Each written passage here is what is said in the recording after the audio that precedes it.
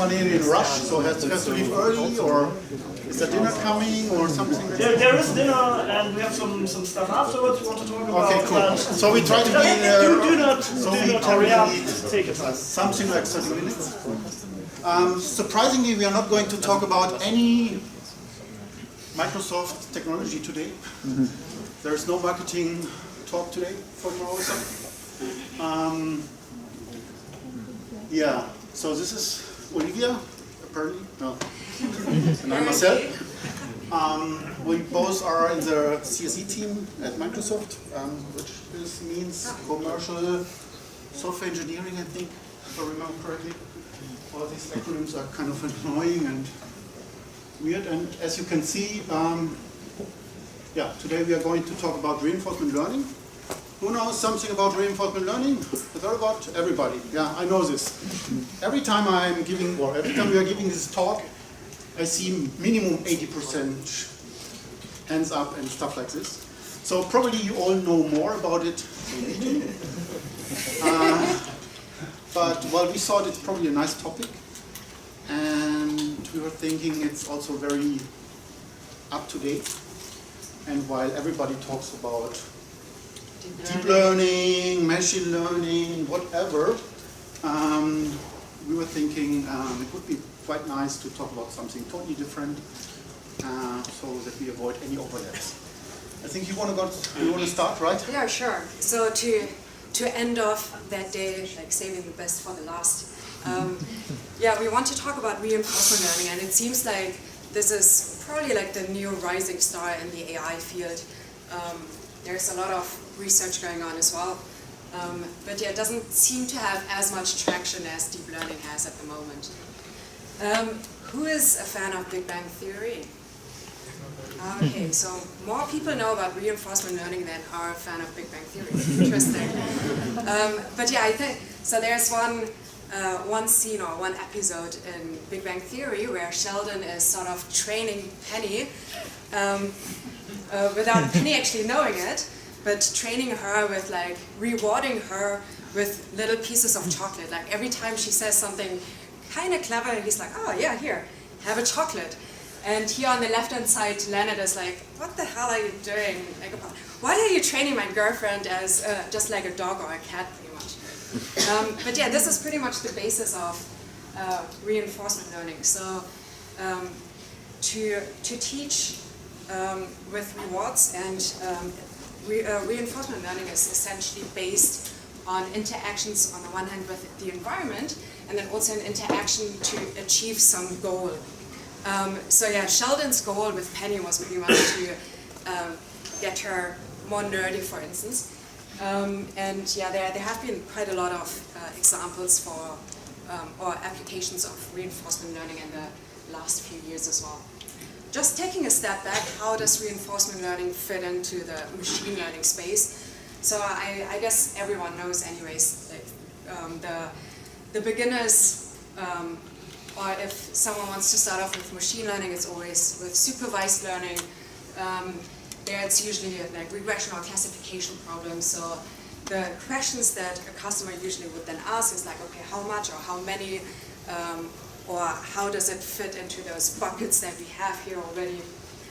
The next area would be then the semi-supervised or actually unsupervised learning. So we don't really know what is in our data, or we don't really have certain structures there already. We want to cluster them into certain groups already. And then the last area here, the reinforcement learning, is learning by trial and error. So what action should I take in that particular situation? So there are some examples. So for instance, should I raise the temperature or lower the temperature in my house to have like the perfect, or I just came back from the US, and I don't know about you, but in the US I really struggle with the AC, especially like either it's too hot or too cold. Actually, usually it's always too cold for me. And then in the hotel room as well, the AC is really loud as well, but you don't want to sweat during the night as well. So here it could be a reinforcement learning problem as well to configure the AC in a way that it doesn't keep on going on and off during the night, especially if you're so sleep deprived and jet lagged and so on. And then should I brake or accelerate? So I guess autonomous driving is one very prime example or application for reinforcement learning as well. Here are some examples listed, examples of reinforcement learning. So the first one, like fly stunt maneuvers of a helicopter. So there's a really nice YouTube clip as well, where you can see like a little helicopter doing all those loops as well, that you really wouldn't want to do this in real life, actually steering a helicopter and doing those loops. I think just to pick out one other example out of that list, due to time constraints, is like make a bot to have a conversation like a human. So this could be a nice reinforcement learning problem as well, because there the bot can be trained to say like, oh, okay, or when I ask a question and then the bot doesn't actually answer my question, then I'm like, what the heck, like, why didn't you understand my question? And this is some implicit feedback as well that can be, or implicit reward that can be taken to improve that reinforcement learning model. So how or why is reinforcement learning really different? And yeah, we picked this this nice picture because this is the acting supervisor pretty much. But that's the main difference between reinforcement learning and, for instance, supervised learning, because there is no supervisor. It's only based on reward signals.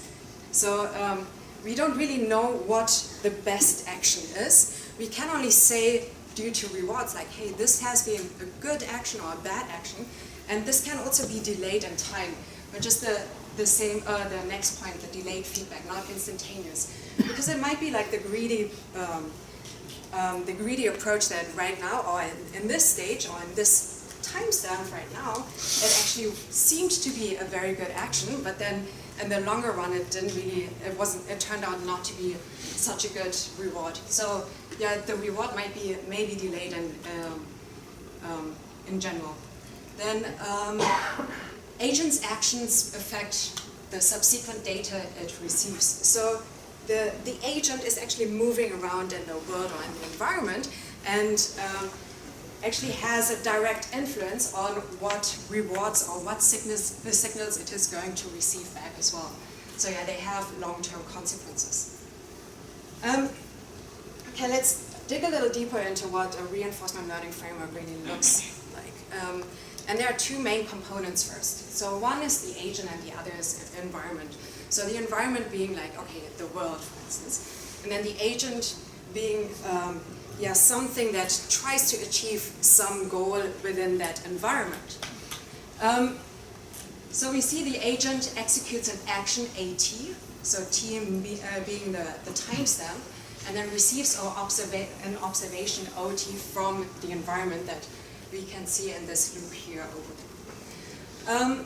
Then the other main thing about this is is that the agent receives a scalar reward, and then the question is also, what if the reward might actually be multi-dimensional? So, if, one example would be like, oh, okay, do I want to work late and therefore make my manager happy in this respect, but then on the other side I would make my boyfriend less happy because I miss out on dinner again. So what is the reward here? And there, the key thing is that it's supposed to be scalar.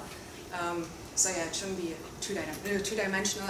Here I actually have to decide what really is the goal in that scenario. The environment here receives the action AT, so the action that the agent decides to take in that particular point of time, and emits the observation to the agent following that action. And there are a couple of approaches.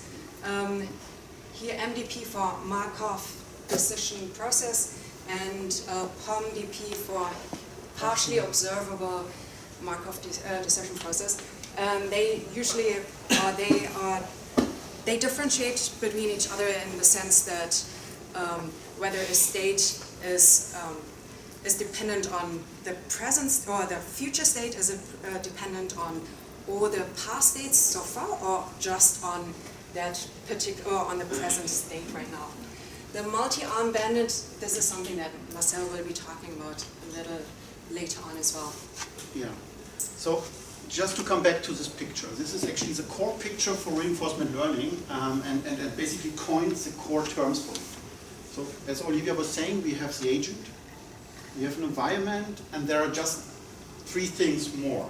There's an action, so the agent basically decides to do an action, which has some impact on the environment, and the agent is able to observe the environment and get the reward.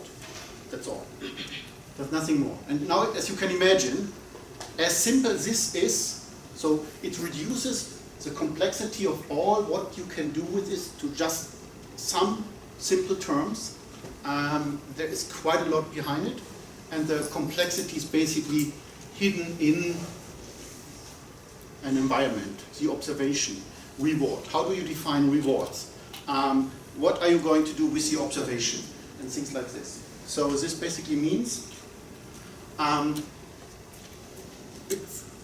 for example, when we take the observation, I said you have an observation, you basically have probably already a reward, and we start somewhere in the middle of the chain. Now you decide for an action, and you get another observation, another reward, another action, and so on and so forth. So you build kind of a history, right? And this is already something, there's a question on how much history you have to keep to basically derive the state of the environment. The state basically is the one important thing the agent would like to know. So in which state is the environment? Taken again like a room here. So what is the temperature in the room? Could be a state.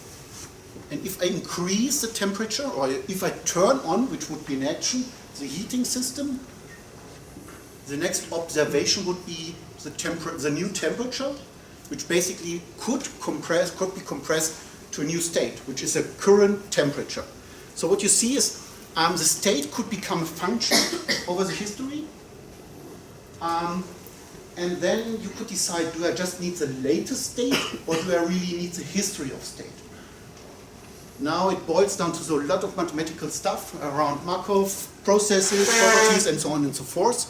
So there's one theory that you basically, it's enough if everything accumulates to the latest state, and from there you make the next decision. So you don't have to keep all the history of state, you accumulate everything in one state and go from there. It doesn't really matter, it has no big impact on the decision of the agent. And finally, another term, last term for today, we're not going to make it too complex, is the policy. And the policy is basically the decision on an action based on the current state the agent thinks he is or the environment is in. So he's taking the action, and the policy gives him, he's observing or using the state, and the policy gives him the next state, the next action, sorry. I'll try to make it more clear. Can I get this thingy? I'll try to get it more clear in an example. So I said already, so we have this states which drives an action, we try to collect the reward, and in the long run, the goal is to maximize the reward. So we are collecting rewards, and at the end, we try, the best thing, the thing the agent should arrive or do is the maximization of the reward. So you don't say, your goal is this. The agent doesn't know anything about the goal. It just knows the collection of rewards. And the maximized collection of rewards, so the maximized reward, the maximum of reward, is the goal for the action, for the agent. So you don't tell the agent, go there. So you have to find the exit of a maze. He doesn't know anything about it. It's only about driving actions and see what is the best reward for this. So you can imagine it's like you explorate and you exploit the system, and we will see how this works for current stuff. So now it's a test for you guys. You're sitting here all the day, so we're trying to have an experiment on states. So you can imagine who you are in this picture. Right. And I'm the experimentator. So given there was a lamp or the light on, another light, and then you guys put those what is the name of this guy here? This Lever. Hebel? Sorry? A switch. Leverage. A switch. It's a lever. And there was a bell. And now you're getting an electroshock. Okay, you see? The next one was about there's a bell, there's a light, you pull twice this lever, and now you get some chocolate. Okay, you see? Now, Can you repeat that again, please? which one should I repeat? How should the reward is here? How do you It's about it's just about the state. Deriving from the state what could be the next action. Or what will be the reward, actually, is the question. Right? The reward is either electroshock or chocolate. Hamburger. Whatever you like. Whatever makes you happy. Now there is, you pull the lever, there's a light, you pull again the lever, there's a bell. What is the reward? Electroshock. Who likes electroshock? No. Who votes for electroshock? Who votes for praline, hamburger, whatever? Why electroshock? Someone have an explanation? Because of the last bell. Sorry? The last bell. The last bell. It's the same in the first one and in the last one. Okay. Some other explanation why it could be electroshock? Part 3? Yeah, essentially the two middle dot Okay, so matter. who said hamburger? Nobody. Why hamburger? Because there are two levers. In one case, you have the same at last, but in the last one, in the middle one, you have the same elements, basically, in a different order. Okay, I can tell you, there's no right and wrong. Clear. If I ask this, there is no one whom I can blame. Actually, it could be both. It depends on how you would accumulate your state. If your state would be on these last 3, for example, then yeah, sure, it probably electroshock. If your state is just by accumulating or counting the numbers you pull the lever, then it's probably hamburger. It could be something totally different. You don't know. It's all about how you would basically derive the state in this case. And this makes the thing complicated, right? It's not easy. It's not just the last thing you see, it's what you accumulate as state. Yes? Okay, I'm sorry if I'm not following, but so there's the environment, that is the bells and the lamp, and there's the action, that is pressing the lever. Well, there's some other observations as well, right? Yeah, the action was a lever, right? And there are other observations. There would be light on, bell ringing, and things like this. Okay, but you want to teach the red when to press the lever, right? Or That's exactly its the point. reward. We don't know what is already fixed now. This is why we can't say Exactly, what's the right exactly. one. You don't have enough information, right? okay. Then. But turn on the light and maybe Well, the environment is you in this setup, you as a red sitting there and you're pulling the lever whenever you like, and you pull it, or you have a lamp, or you don't have a lamp, and so on and so forth, and at the end you get a reward. And now it's a hard thing to identify what actually is a goal and what actually is a reward. And you cannot say based on this information. Yeah? So I just want to point out, based on this stupid thing here, it's always a question on how you would derive state from it and how you would describe your system. How you are the one who is programming the agent, right? And you would accumulate state to basically reach a goal. The goal is clearly not to get electroshock, the goal is to get a hamburger, which is definitely more positive than electroshock, I guess. This would be the goal, right? Because this is a positive reward, I would say. But it's hard from here to derive. Yeah. Okay, so one more question about this. So the reward is clear, so we have either electroshock or the hamburger. Right. What is not clear to me is how you separate your action from actually observation. Because is pulling the lever the only action there is? Pulling the lever is the only action, but you have multiple observations, right? Alright. So you can observe there is a lamp going on, there's a lamp blinking, another light blinking. Then you have an action pulling the... Or actually nothing happening because I have two actions in a row with no observation in between. Exactly. from what I see here, Right. which is usually not the case, right? I do an action and then I have an observation. You have another observation, yes. But Yeah, it but- also points out that, but this is what Olivia is saying. Well, I wanted to point with the laser on you. Thanks. You're putting the lever right out That's what having an we're covering observation in teammates. between. That is what's Well, it can happen. And this is also about time and actions could have a delayed reward. It's not Yes, an but immediate. not observation. Sorry? I thought. Not the observation. This is- Yeah, but so I you don't mix. have the observation. I agree here. I agree with you. Right. So again, the point is not to describe a perfect reinforcement learning system, which has a solution. It's more about making clear how complex it is to describe a state. Okay, so here's the Hello World for reinforcement learning problems. It's the n-arm bandit problem. You who have heard about it? Like all the one who played with reinforcement learning, I guess. So the n-arm bandit problem is actually the following. So n-arm bandits, you know, it is, or one-arm bandit is a slot machine where you pull a lever basically and you get some reward, which is money, basically.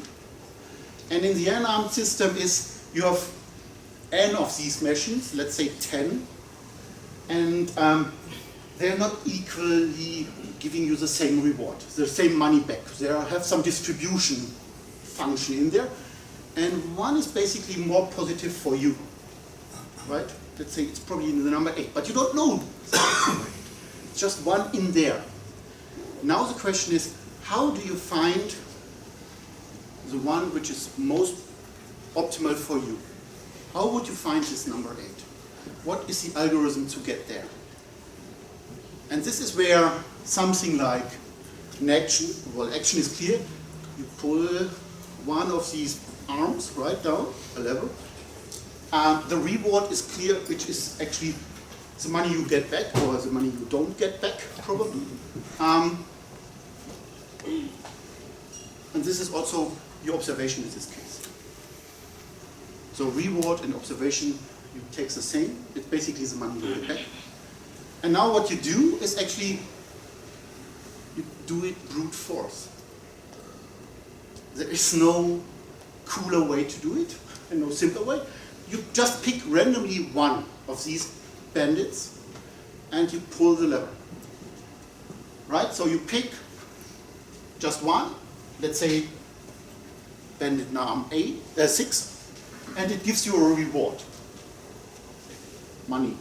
Or let's make it more mathematically, there is a reward number. So basically, since you don't know more about it, you just think, well, this is quite cool, it's positive, it's more positive than all the others, because all the others start with 0.